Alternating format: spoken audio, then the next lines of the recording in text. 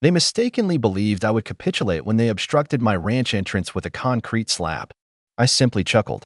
They were completely unaware of the person they had challenged, a retired real estate engineer with an abundance of free time and a healthy bank account. When I acquired the whole street and increased their HOA fees threefold, Patricia's face went ashen. That, however, was merely the start of my retaliation. Prepare yourself for the tale of extreme retribution from a mild-mannered individual who was pushed too far. After 3 decades of navigating the intricate world of real estate development, my wife, Elaine, and I had finally realized our dream.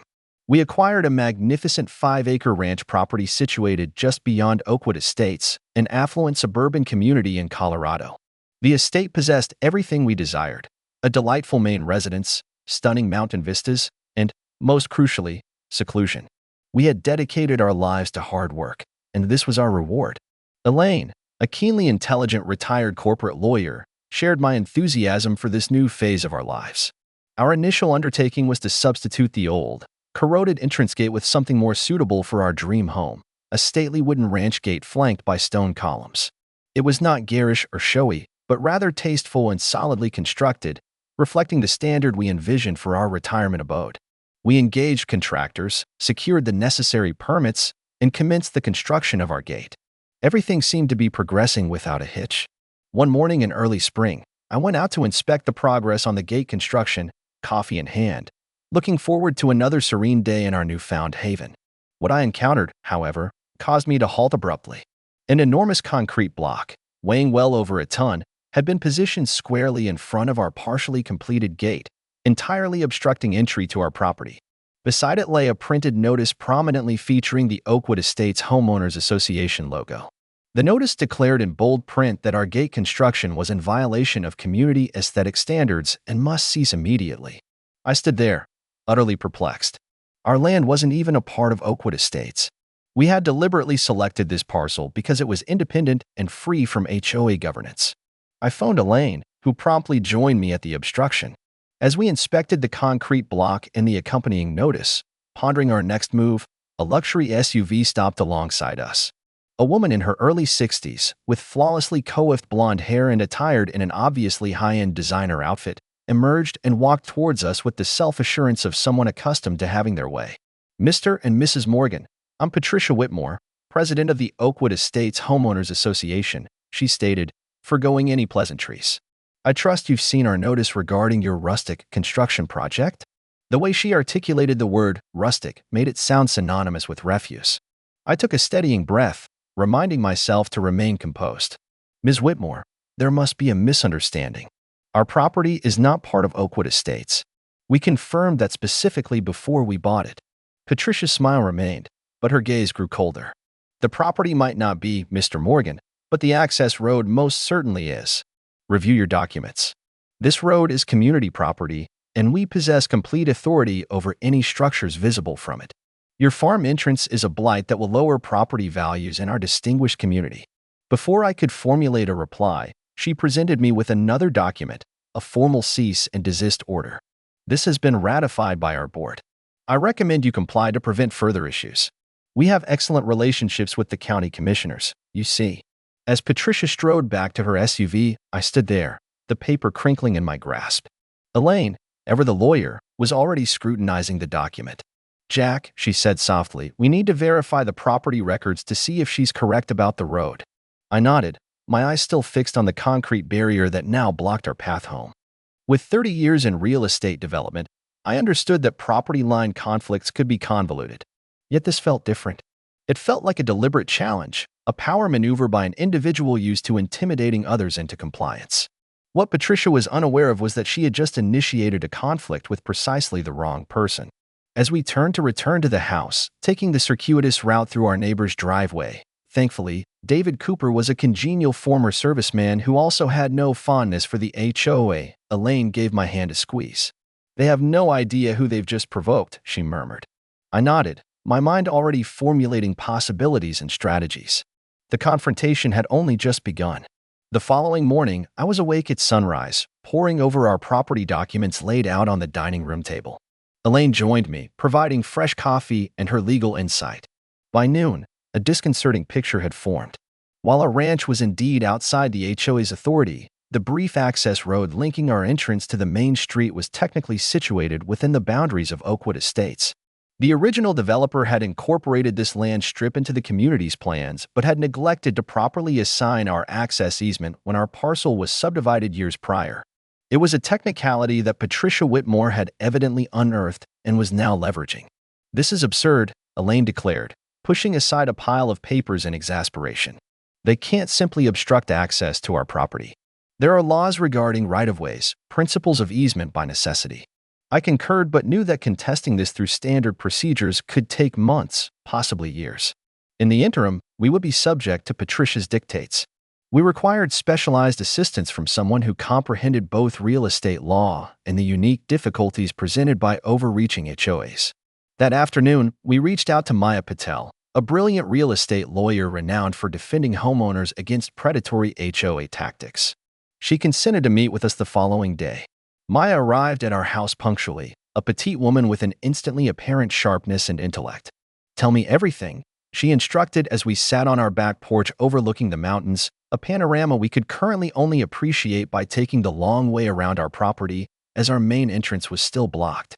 As we detailed our predicament, she took copious notes, interjecting with sharp, targeted questions. When we concluded, she leaned back and regarded us with a thoughtful expression. "The HOA is technically accurate about the road's ownership, but they are grossly exceeding their authority by blocking your access. That is potentially unlawful. However, challenging them directly through the legal system could be a protracted and costly affair. HOAs possess substantial resources and can prolong these disputes." Then she posed a question that would alter the course of everything. "Have you investigated who actually possesses ownership of the road itself?" I frowned, puzzled. "The HOA? Isn't that correct?" Maya grinned, a trace of mischief in her eyes. "Not always. HOAs don't invariably own the roads within their communities. Sometimes the roads are retained by the original developer, with the HOA granted management rights through an agreement. And on occasion, particularly if the developer went bankrupt or reorganized, ownership can become complex." She opened her laptop and demonstrated how to navigate the county's property records database.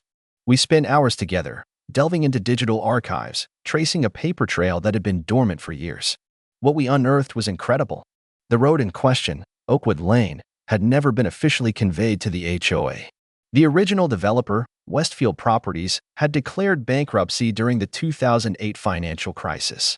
While the majority of the community's assets had been correctly assigned to the newly established Homeowners Association, several parcels, including our access road, had been acquired by a holding company during the bankruptcy.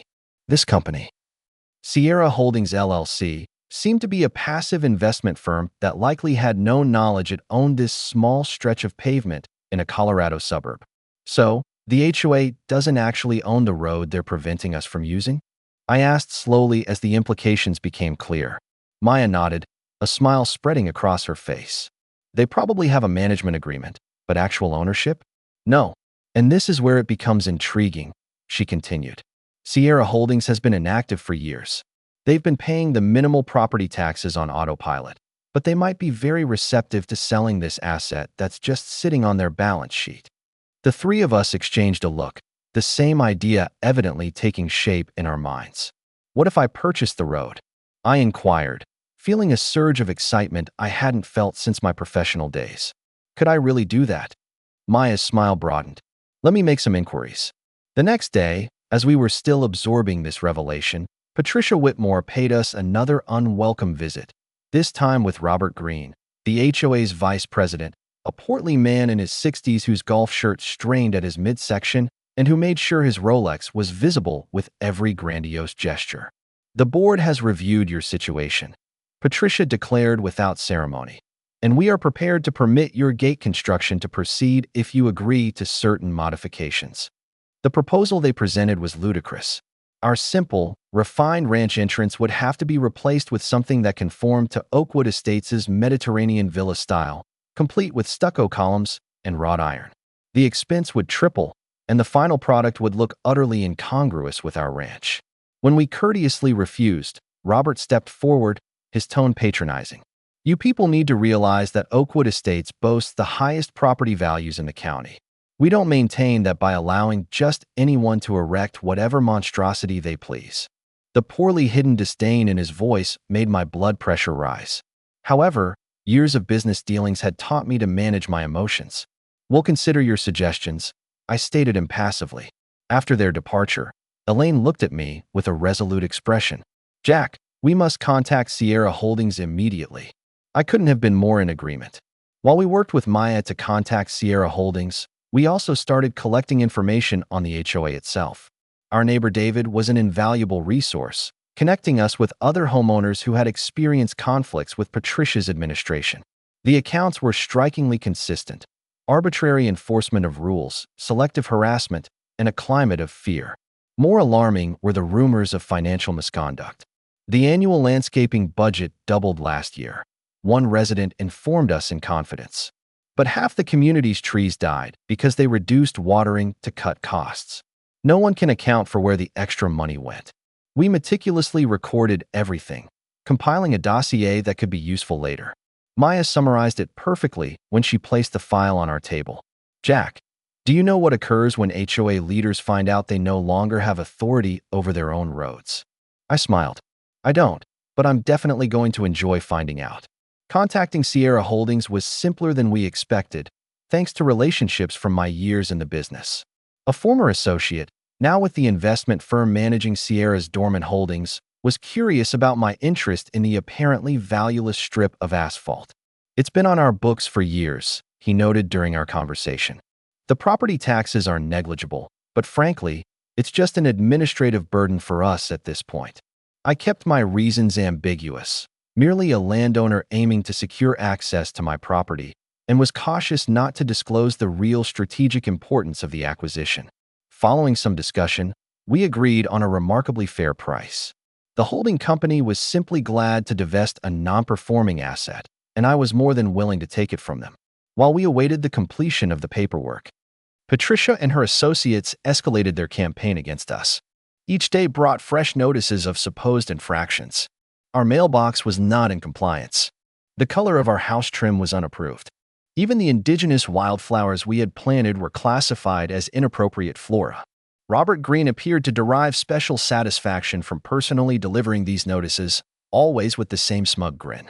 We documented each one carefully, adhering to Maya's advice to compile our case while keeping our true strategy under wraps. Let them believe they are winning, she advised. The element of surprise will be crucial when the moment arrives. Elaine, meanwhile, had been applying her legal acumen. She found that Patricia had been serving as HOA president for 8 years straight, despite bylaws that limited terms to 3 years. The justification was hidden in meeting minutes that few residents ever bothered to read. The board had awarded themselves emergency extensions during the pandemic and had simply not relinquished the extra powers. More troubling were the financial inconsistencies she discovered.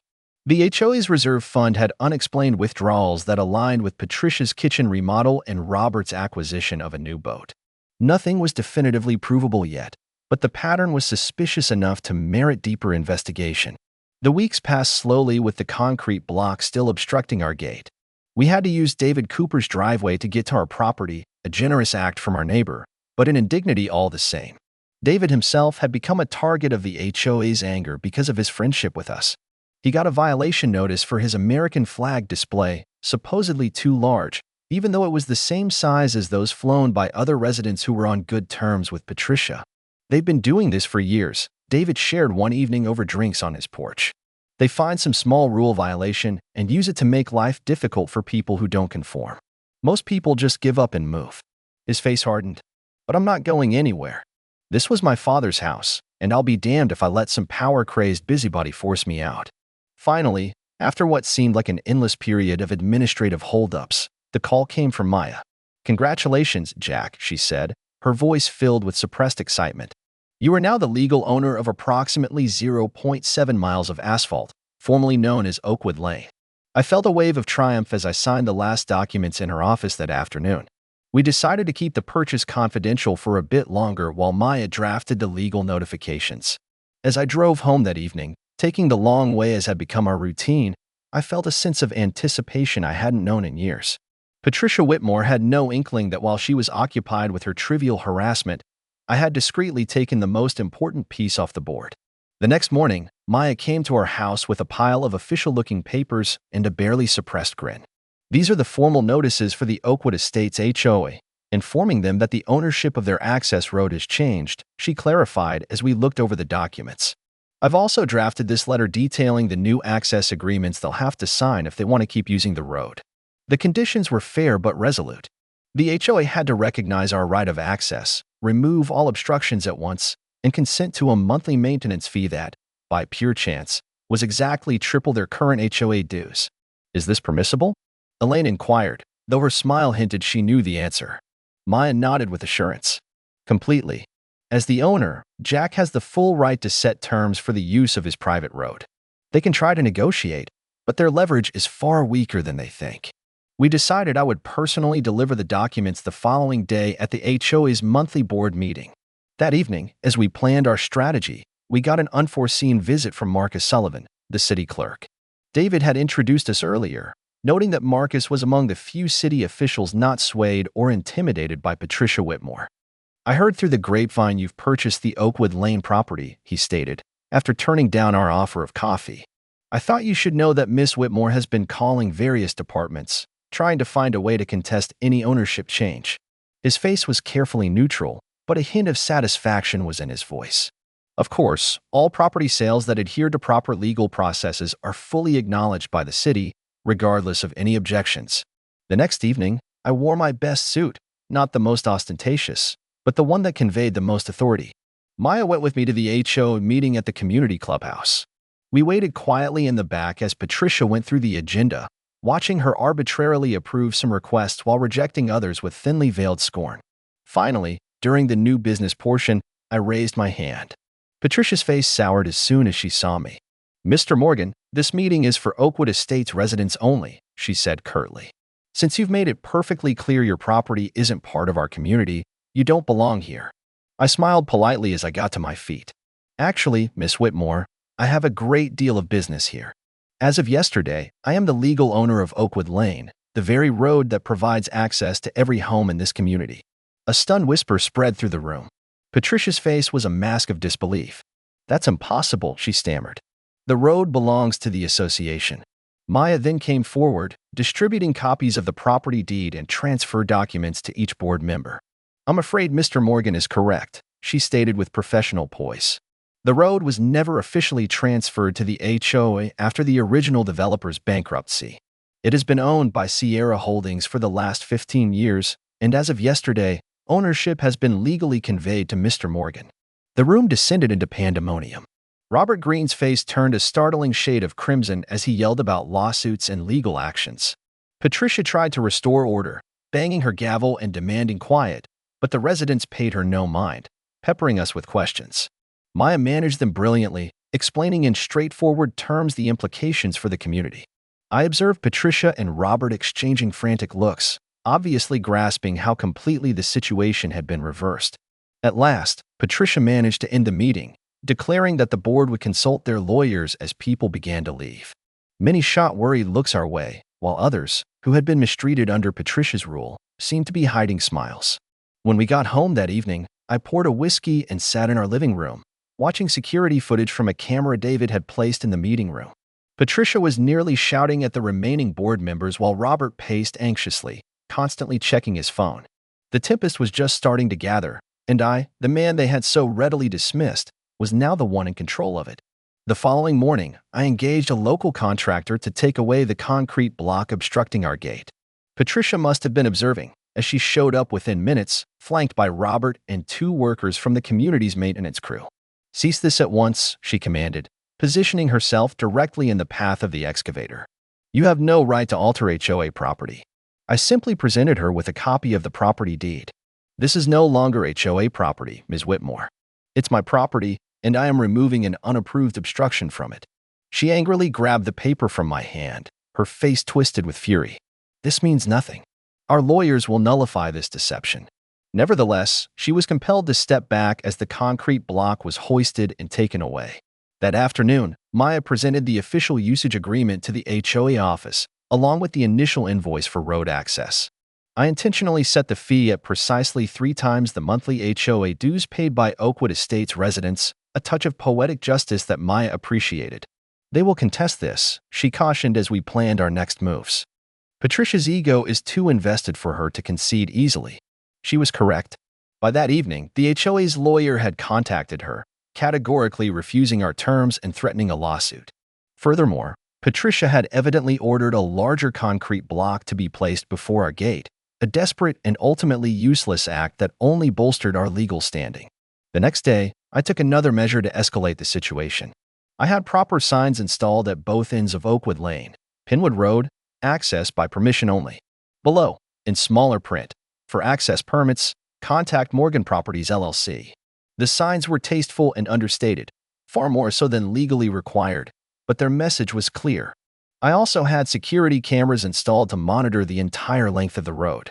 That night, just as I anticipated, someone tried to take down the signs. The security footage vividly captured Robert Green personally kicking one sign over and trying to pull out the other, abandoning the effort only when he failed to do so by hand. The community was now in a state of chaos. Maya's phone was ringing nonstop with calls from anxious residents who had just grasped that their homes were only reachable via a private road they had no legal right to use. Patricia quickly convened another HOA meeting. This time, however, instead of the usual small group of attendees, nearly every household was present. As David later recounted to us, we decided not to go, allowing the pressure to mount. Patricia had tried to convince everyone that the situation was under control and that their lawyers would soon clear up the misunderstanding, but the residents were no longer convinced. They demanded to know how the board had let this happen, where the road maintenance fees they had paid for years had actually gone, and, most critically, if they were in danger of losing access to their own homes. The next morning, I lodged a formal police report for the vandalism of our property, including the crystal-clear video evidence of Robert Green destroying the sign. By afternoon, he had been visited by local police and given a citation for criminal mischief. It was a minor infraction, but the shame of having law enforcement at his door was precisely the kind of public humiliation that someone like Robert, who was so preoccupied with status and image, would find unbearable. In the meantime, Elaine persisted with her thorough examination of the HOA's finances, uncovering more proof of mismanagement and possible misappropriation. When Robert Green arrogantly walked off after kicking down my sign, he was unaware that his actions had been documented from 3 different angles. Sometimes, the most vulnerable enemy is one who is overly confident in their own success. With Robert now facing a criminal charge, albeit a minor one, and our ownership of the road legally solidified, the dynamics of the conflict started to change. Patricia tried to unite the community against us, sending a community-wide email that painted us as malicious outsiders attempting to blackmail honest homeowners. Her plan backfired dramatically when Elaine replied with a composed, point-by-point refutation, including all residents and attaching proof of our treatment from the outset. More detrimental to Patricia was the question Elaine posed about the HOA's financial practices, specifically how resident dues were allocated for maintaining a road the HOA didn't even own. If the board was not aware of this discrepancy, it shows incompetence, Elaine wrote. If they were aware, it brings up more serious questions. I chose to increase the pressure by introducing a parking permit system for Oakwood Lane. Any vehicle parked on the roadside without a permit would be towed at the owner's expense. This directly undermined one of Patricia's preferred enforcement methods. She often had visitors' cars towed for parking on the street overnight, citing HOA rules. Now, those rules were void, as I, not the HOA, held parking rights on the road. I made sure the initial permits were given out for free to all residents, except for board members who had to apply separately. It was a petty move, perhaps, but it made the power shift tangible for everyone. The community began to split noticeably. Many residents, especially those who had previously clashed with Patricia, started to openly side with us. David Cooper emerged as a sort of representative for this group, unafraid to challenge the board in public. Others, friends and supporters of Patricia, remained stubborn, refusing to accept the legality of our ownership despite the unambiguous legal proof. The HOA retained a high-priced lawyer from Denver. Yet even he appeared unsure of their legal position, advising them in cautiously phrased letters to seek negotiation over litigation. Patricia flatly dismissed this advice, certain that her influence with local officials would ultimately secure her victory. The pressure intensified when I put in an automated gate at one end of Oakwood Lane, making residents use a key card for entry. I promptly gave out free key cards to all households except the board members. When Patricia called, apoplectic with fury and demanding access, I calmly stated that board members could submit their applications through the correct channels, just as they had made me do for every small property alteration. "You can't do this," she stammered over the phone. "People need to reach their homes." I retorted with the exact words she had used on me weeks before. "I'm simply upholding reasonable standards to preserve community values. I'm sure you appreciate the importance of adhering to proper procedures." The silence that followed on her end was profoundly gratifying. The situation worsened when several of Patricia's staunchest allies on the board discovered their water bills had inexplicably tripled. It emerged that the water company had been accessing meters through an easement on Oakwood Lane, and lacking the necessary permits, they were now being billed at commercial access rates instead of utility rates. I hadn't orchestrated this specific complication, but I certainly didn't hurry to fix it either. The impacted board members had to publicly ask for my help, a humbling ordeal for people who had treated me like an unwanted pest for months. I graciously sorted out the issue after they provided formal written apologies for how they had treated my family. As the atmosphere grew more charged, David gathered a group of residents to look into the HOA's past records. Their findings were disturbing. Years of biased enforcement against specific homeowners, financial inconsistencies pointing to, at best, mismanagement and, at worst, embezzlement, and minutes from executive meetings that showed Patricia's clear strategy to target anyone who opposed her authority. "She's been running this place like a petty tyrant," David told me over coffee one morning, pushing a folder of documents toward me. "And people are finally realizing it." Things reached a climax at an emergency community meeting organized by the residents themselves, not the board. The clubhouse was so full that people were standing along the walls. Patricia and the board sat at the front, looking more and more uneasy as residents called for explanations. I was there with Maya, keeping a low profile in the back until I was called upon. When the topic shifted to the road ownership, Patricia tried to brush it off as a temporary legal mix-up but was cut off by Marcus Sullivan, who had been invited by concerned residents.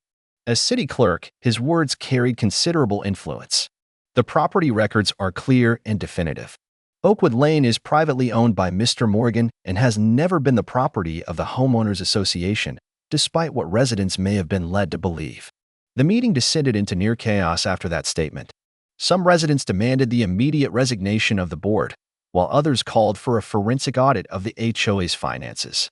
Throughout it all, Patricia kept her composure, though the tension was evident in her clenched jaw and the white-knuckled grip she had on the table's edge. When asked directly about the community's options, Maya came forward and detailed the agreement we had offered: fair access for all residents in return for reasonable fees and the removal of any obstacles to our property. "Mr. Morgan has no intention of limiting anyone's access to their home," she stated. "He simply wants the harassment of his family to stop and his own property rights to be respected." An elderly resident who had been quiet during the meeting suddenly rose, his voice trembling with emotion. "I've lived here for 15 years and I've paid over $20,000 in road maintenance fees in that time. I want to know where that money went if we don't even own the road." His question lingered in the air as Patricia visibly paled. Another resident, a young mother I knew from neighborhood walks, added, "My family was fined $300 last month because our garbage cans were visible from the street for an extra day while I was at the hospital with my son. Meanwhile, you've been spending our money on a road that isn't ours. This isn't right." A murmur of agreement swept through the room. Patricia, sensing public opinion turning against her, made one last desperate attempt. "Mr. Morgan is holding this entire community hostage," she declared, getting to her feet. "He's demanding outrageous fees just for us to use our own road." Maya calmly countered with the facts. "The proposed fee is exactly what the HOA has been charging its members for road maintenance all these years. Maintenance of a road it didn't own. If the amount is outrageous now, it was just as outrageous when you were collecting it." The room went silent as this point resonated.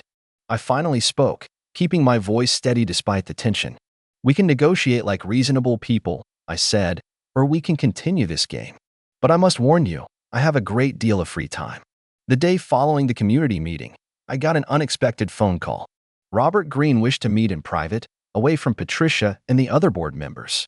We arranged to talk at a coffee shop in the adjacent town, where we were not likely to be spotted by any Oakwood Estates residents. Robert showed up looking considerably less composed than usual.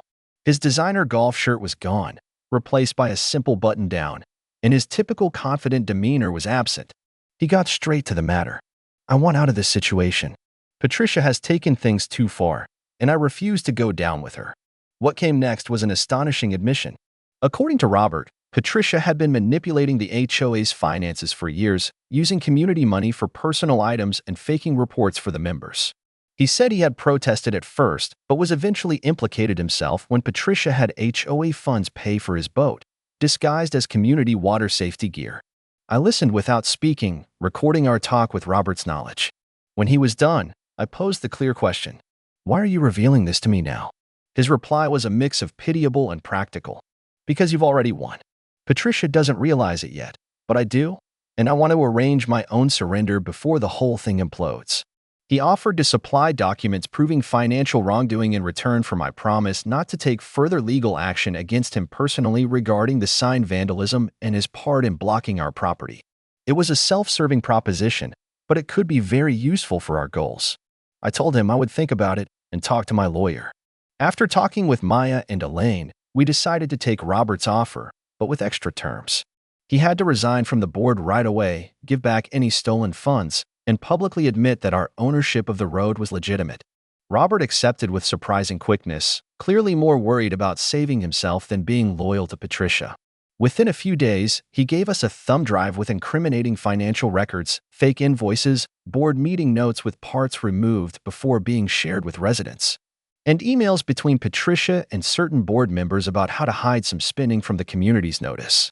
With this new proof, we sharpened our demands to the HOA. First, Patricia and any board members involved in financial wrongdoing had to resign immediately. Second, a new board would be elected by residents, with term limits strictly followed. Third, the HOA had to officially recognize our property rights and remove any remaining obstacles to our access. Finally, they had to accept our road usage terms, including the maintenance fees we had suggested. I told Maya to present these terms not as a request, but as a final settlement offer, with the clear message that refusing would result in both civil lawsuits and possible criminal charges for financial fraud. The reaction was immediate and split. Patricia, as expected, rejected the terms completely and accused us of making up evidence to ruin her name. The other board members, however, after seeing the documents Robert gave us, started to pull away from her, releasing carefully phrased statements about their limited role in financial matters and their dedication to community openness. Robert, keeping his promise, handed in his resignation, claiming personal reasons that didn't fool anyone. The community itself was in chaos, with spontaneous meetings in driveways and intense arguments on the neighborhood's social media page. I observed this all with a mix of contentment and fatigue. This was no longer just about our gate or even our access. It had turned into a necessary purge of a harmful leadership that had misused its authority for years. When Robert left my house, visibly trembling with the proof of his betrayal of Patricia in my hands, he whispered, "You don't understand. She'll ruin me." I just smiled. "No, Robert, you ruined yourselves when you chose to block my gate." A special community meeting was convened to decide on the future of the HOA leadership and to tackle the road access predicament, as it was now known. The clubhouse was too small for everyone who wished to be present, so the meeting was relocated to the local high school gymnasium. As Elaine and I found our seats, the tension in the room was palpable. This was the moment of reckoning that had been brewing for weeks. Patricia was the last to arrive, her typically flawless appearance now showing signs of stress, her smile stiff and unnatural as she walked to the front. The current board treasurer, visibly on edge, presented the evidence of financial irregularities, which had since been independently confirmed by an accountant hired by concerned residents. Patricia's defense was both expected and desperate. She described the investigation as a witch hunt, engineered by outsiders, meaning us, and claimed that any financial issues were simple accounting mistakes, not intentional theft. "I have dedicated 8 years of my life to this community," she declared, her voice escalating. "I have protected property values and community standards while the rest of the county deteriorated. And this is how I am repaid." Accusations from people who don't even reside here. It might have been a convincing display if Robert hadn't picked that exact moment to walk into the gymnasium with a police detective by his side. The investigation into the HOA's finances was now a formal criminal matter, and Robert's plea agreement necessitated his complete cooperation. What happened next was both dramatic and deeply gratifying. One after another, residents stood up to recount how Patricia's leadership had impacted them. An elderly couple told of being fined repeatedly for a unnecessary wheelchair ramp that breached HOA aesthetic rules. A young family shared how they were threatened with a lawsuit for creating an autism-friendly sensory garden for their child. David Cooper, commanding respect with his military posture, outlined the systematic harassment of anyone who questioned Patricia's power. Throughout it all, Patricia remained rigid, her expression hardening as her support visibly crumbled with each new testimony. When the vote was called, the result was decisive. Patricia and the entire board were ousted from their roles, and an interim leadership committee was formed until proper elections could be organized. The community also voted to approve our proposed road access agreement, recognizing our ownership rights while ensuring their access. As a sign of goodwill, I announced I would consider transferring ownership of the road back to the community, not the HOA, under specific terms that would safeguard the interests of all parties, including our own unrestricted access. This unexpected proposal transformed the room's mood from vengeful satisfaction to cautious hope for a more cooperative future. Patricia, unable to accept her loss gracefully, stormed out of the meeting with a final parting shot. "You'll be hearing from my lawyers. You can't ruin someone's reputation like this and get away with it." But no one bothered to watch her go. They were instead listening to my vision for how the community could genuinely become a desirable place to live, not a place to be feared. In the weeks that followed, the Oakwood Estates community experienced a profound change. With Patricia and her supporters gone from power, residents started participating in neighborhood affairs in ways they never had before. The temporary committee, which included David Cooper and several other considerate community members, worked hard to amend the HOA bylaws, emphasizing transparency, fair enforcement, and real community improvement over punitive measures. I offered advice when solicited but otherwise kept a low profile, letting the healing process happen naturally. Staying true to my promise, I prepared an agreement to transfer ownership of Oakwood Lane back to a newly formed community trust. This agreement had binding clauses that protected all residents' access, including ours. It also had protections against future power abuses, such as a rule that any changes to access policies would require a 75% approval from affected property owners, not just the HOA board. Maya helped set up the legal structure, making sure it could withstand any future legal challenges while serving the community's best interests. The road would truly belong to everyone, not be used as a tool by a few against the many. Patricia, in the meantime, tried to follow through on her threat of legal action, filing a defamation lawsuit against me, Elaine, and several community members who had spoken out. Her case was flimsy from the beginning and got even weaker when her own lawyers dropped her after seeing the financial proof. Within months, she quietly abandoned the lawsuit and listed her house for sale, unable to face her former neighbors daily. Robert Green had already left, selling his home at a major loss just to get away from the gossip and disapproving looks that followed him. The police investigation into the financial misconduct went on, with signs that formal charges would be filed eventually. As spring gave way to summer, we finally finished the ranch gate that had sparked the whole conflict. It was just as we had first envisioned, tasteful, fitting for a ranch, and completely on our own land. We had a small party to celebrate its completion, inviting the neighbors who had stood by us. David Cooper brought his renowned barbecue, and several families contributed side dishes and desserts. It felt like the kind of community event Oakwood Estates should have had all along, people of different backgrounds and ages uniting as neighbors, not foes. The official news from the district attorney's office arrived just days after our gate party. Patricia Whitmore was being charged with several counts of financial fraud and misappropriation of funds. The inquiry had uncovered even more wrongdoing than Robert had first revealed, including a system of kickbacks from favored vendors who overcharged for community services. The story was covered by local news, solidifying Patricia's fall from esteemed community leader to accused criminal. I found no pleasure in her legal predicament. Justice was needed, but seeing someone's life come apart is never enjoyable, even when they have brought it upon themselves. Standing before our newly finished ranch gate with Elaine, I couldn't help but smile. The fight had never truly been about a gate or a road. It was about respect, fairness, and how we decide to live with one another. The concrete block that started it all, I repurposed it as a small fountain at the community's entrance with a subtle plaque that read, "Dedicated to the Oakwood community." It's never too late to do the right thing. Only those of us who had been through the conflict understood its real meaning. And that, perhaps, was the most satisfying victory. Last week, I saw Patricia at the local grocery store. She quickly looked away, unable to make eye contact. I just gave a polite nod and went on with my shopping. Sometimes the best victory is not in defeating your adversary, but in living well after the conflict is over. The new HOA leadership asked me to be an advisor on their planning committee, an irony that was not lost on anyone. I accepted, thinking my experience in real estate development could truly help the community. At our first meeting, someone asked why I hadn't just quit when faced with Patricia's obstruction. Because principles are important, I answered. When someone tries to bully you off your own land using rules they made up, standing firm isn't just about your rights. It's about making sure they can't do the same to someone else. Elaine and I finally have the tranquil retirement we had hoped for. Our ranch is flourishing, with a small garden providing most of our vegetables and plenty of room for our grandchildren to play when they visit. We've become real members of the community, not the outsiders Patricia tried to make us out to be. And every time I pass through our gate, I'm reminded that sometimes the most crucial fights are those waged not just for oneself, but for the principle of the matter. If there's a moral to this story, maybe it's that bullies depend on people giving in. They expect most people will decide the fight is not worth the effort. And they are usually correct. Many fights aren't worth having.